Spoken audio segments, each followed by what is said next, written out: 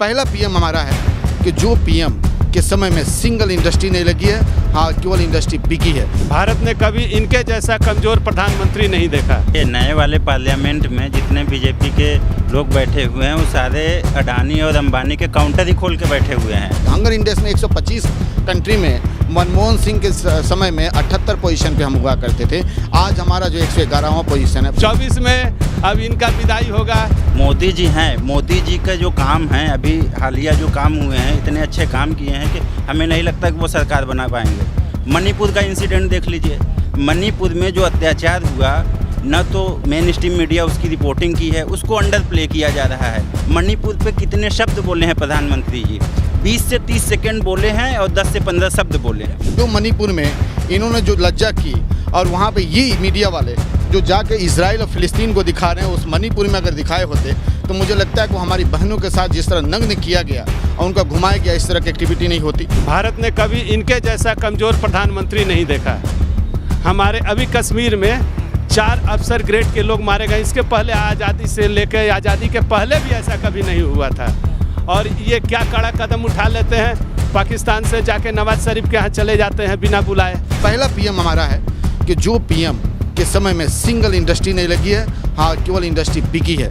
पहला पीएम है कि किसी में रोजगार नहीं हुआ है, कोई एम्प्लॉयमेंट निकला है, उसमें जो लोगों को रोजगार गई। रोजगार देने की बात है तो माननीय प्रधानमंत्री जी को रोजगार दे दिया जाए, बाकी सारे लोग बेरोजगार हो जाए, उनकी सरकार बना दे।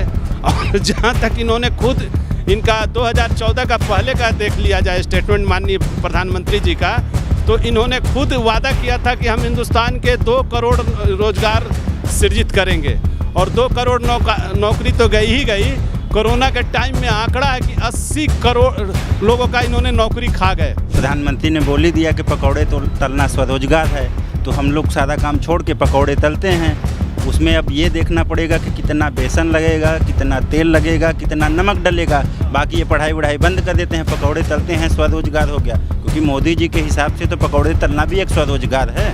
G20 सम्मेलन करा रहे थे जिसमें 5,000 करोड़ रुपया इन्होंने खर्चा कर दिया और एक बारिश हुआ वहाँ पूरी पानी लग गई। अब बात सुनिए, G20 सम्मेलन करा रहे हैं और उधर हमारे जो आतंकवादी जो हमारे कई सारे सैनिकों को और लेफ्टिनेंट और ये सब लेवल के DIG IG लेवल के लोगों को हमारे उनको जो है मार देते हैं। अब प्राइम मिनिस्टर एक सिंगल वक्तव्य नहीं देता है। जनता समझ रही है कि अब की बार इनकी सरकार बदलनी है, क्योंकि इन्होंने कोरोना के नाम पे जो देश को लूटा है, जो खसोटा है, जो अत्याचार किया है, ये नादिर शाह के भी ज़माने से गंभीर अत्याचार इन्होंने किया है और जनता इसका माकूल जवाब इस इलेक्शन में देगी। आप देखो कि हमारे जो चाइना जो है कितना 1000 किलोमीटर जो है हमारे मीटर जो हमारे लैंड को ले लेता है, एक बार भी बोलने की कोशिश नहीं करते हैं। हमारे डोकलम में और बाकी जाके देखो आप यहाँ पे अरुणाचल प्रदेश में, सिक्किम में वो अपना घर सेटअप कर लेता है, लेकिन इनके पास आवाज़ नहीं निकलती। 75 साल में जो हमारे संसाधन हमारी कांग्रेस पार्टी ने इकट्ठा किया था, पाई जोड़ा था, उन सारे बहुराष्ट्रीय कंपनियों को इन्होंने बेचने का ठेका दे दिया।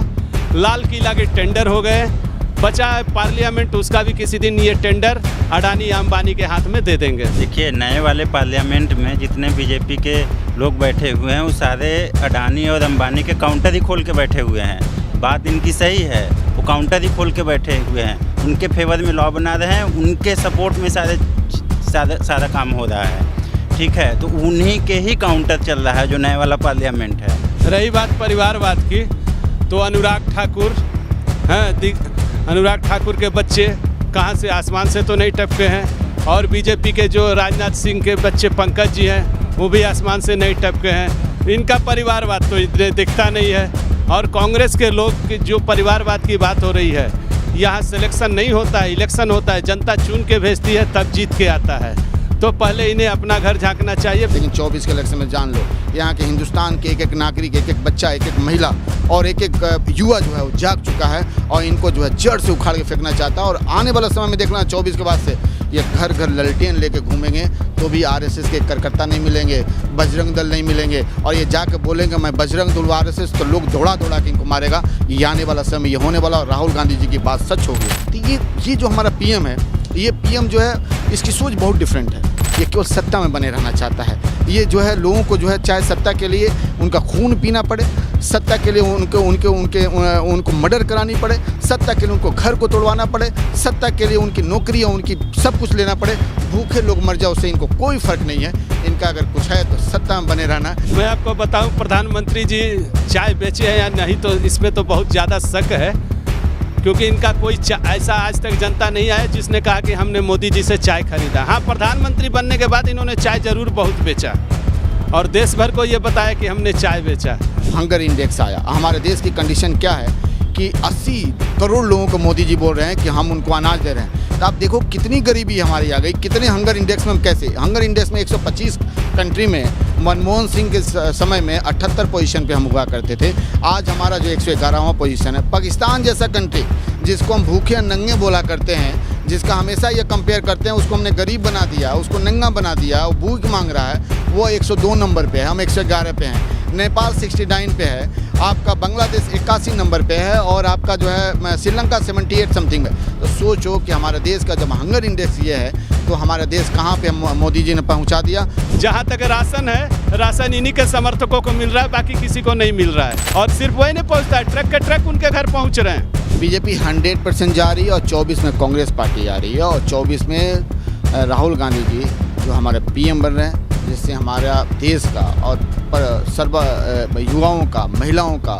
और ये का एक विकास होगा और नई इंडस्ट्री आएगी, नई उमंग आएगा और देश फिर एक आगे की तरफ बढ़ेगा। फिर अमेरिका और यूरोप से हम अपने आप को कंपेयर करेंगे बनिस्बत की पाकिस्तान, भूटान, नेपाल। 24 में अब इनका विदाई होगा, इनका विदाई समारोह शानदार होगा, कांग्रेस का आगाज होगा और शानदार वापसी होगी।